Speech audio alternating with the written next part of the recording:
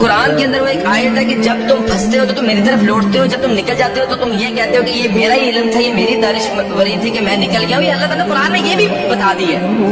تو دعائیں بھی ایسی دل سے نکلتی تھی کہ وہ آج بھی مجھے اپنے الفاظوں پہ بھی جو ہے حیرانگی ہوتی ہے۔ میں تو اللہ کا کیا ہاتھ کھلاتا ہے، اللہ تعالیٰ تو یوسف علیہ السلام کو کنویں سے نکال کے بادشاہ بنانے پہ قادر ہے۔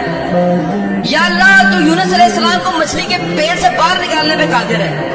یا اللہ تو محمد صلی اللہ علیہ وسلم کو غار سے نکالنے پہ قادر ہے۔ یا اللہ تو موسیٰ علیہ السلام کو فرعون کے اوپر غالب کرنے پہ قادر ہے۔ یا اللہ تو ابراہیم علیہ السلام کو آگ سے نکالنے پر قادر ہے۔ یا اللہ میرا مسئلہ تیرے آگے کیا ہے؟